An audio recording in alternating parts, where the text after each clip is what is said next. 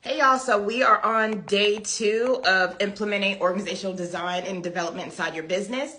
Today is all about organizational design and how to implement strategy so that way you could hopefully walk away with something and implement it today. I'm not going to do like a full recap of yesterday. If you want to check that out and how the videos are going to flow and all that jazz, make sure to check that video out. What else did I have to say?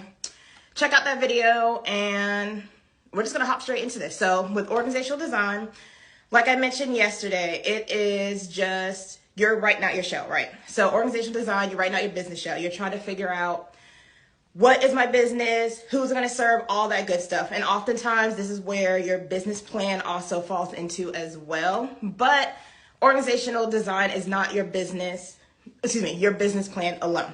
So when it comes to implementing this inside your business, yeah, you go through like the basics of like, okay, yes, I need to figure out like what am I going to do in business? Like how am I going to market? Who's actually going to buy this stuff? All that stuff. But organizational design takes it a little bit further because like I mentioned, when you start a business, you want to focus on not only what you're planning on doing, but you also want to focus on the exit plan as well when it comes to business. So when you're designing your business to like work towards your exit plan, you want to start figuring out like, okay, I need this. Like again, I mentioned yesterday that you want to focus not only on what am I doing currently, but you also want to focus on like what step is going to take me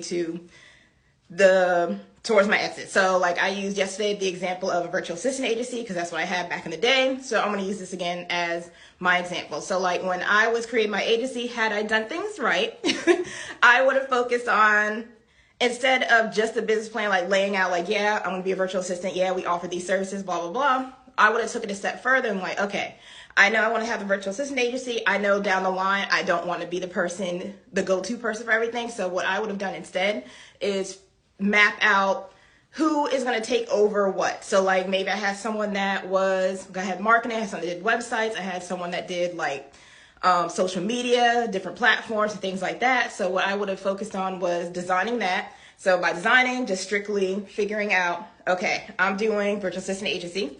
I am going to write out the type of things that we're offering, all the basic stuff. We market this way, social media, blah, blah, blah. So you figure that out. And then what I would have done next is figure out like, okay, I know I don't want to be the middle of all of this stuff. What kind of people is going to help me get to this next level? So like I'm using agency format, but like if you want to be like a solopreneur or something like that, or stay by yourself, you figure out like, how can I continuously grow and scale my business without me having to sacrifice myself? So like, these are the things that you think of. And I feel like we miss that when we do the business plan. Like business plans are super helpful, especially if you're a startup and you're doing all this stuff, but it misses a whole lot of components and not a lot of people focus on like the operations, like processes, day to day and all that good stuff, which I'll talk more about that tomorrow. But overall, whenever you're doing design, like it's strictly how it says. You are designing how you want the lifestyle to go by. And again, like with business plan and stuff, you are essentially kind of doing the same thing, but you're kind of like doing more of like a overview, like what you think is going to happen. Whereas doing design, you're figuring out like what's the exit, all this good stuff. And you also build in development piece, which I will talk about more tomorrow, on how you are actually really going to make this a reality, how you're going to use data to make sure everything's work, blah, blah, blah. But overall, I don't have a whole lot to say on organizational design today. Overall, what I really want you guys to take away from this is that, one, yes, figuring out how you want to exit your business. This is going to change. Like I know mine's changed. Like I do business process consulting now. I started as a virtual assistant. So as you see, things change. But essentially when you do this route, you are able to kind of stop and you don't have to like burn everything down from the beginning and start completely over. Like you can kind of be like, oh, if I done things right, like if I had the agency, I could have just been like, oh, I don't want to do that. Instead of like closing down, I could have just kind of like transitioned everything into the consulting that I do now versus being like, okay, I got to shut down. I got to get rid of these clients, this, that, and the third. I got to get rid of these subcontractors, blah, blah, blah.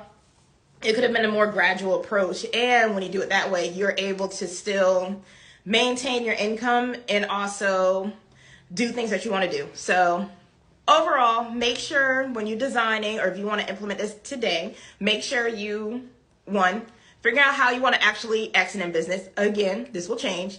And two, figure out like what kind of people or what kind of things do you need to help you work towards your exit goal. So one, again, figure out your exit plan, and two, figure out what kind of things are needed to get you to your goal. Like, what do you see yourself 5-10 years down the line? Or if you only want to start a business for like a few years and cycle that out, how does that process look like? So you're going to map that out. You're going to create your skeleton, like I said in the first video, and you're going to start filling in the pieces. But we will talk about that tomorrow. So hopefully that helped. If you want more resources, I do keep free templates on the website. Just go to thelazymillennial.net/templates, completely free, no opt-in, all that good stuff. Just grab what you need, go take care of that. Or if you want a little more hands-on help, make sure you can learn more about the group programs that are coming up this year. There are 3 of them, consulting, so I'll just be strictly telling you what to do, what to implement, and call it a day. If you'd like more information on that, just feel free to comment group program or head to the link in bio. I will answer any questions. But other than that,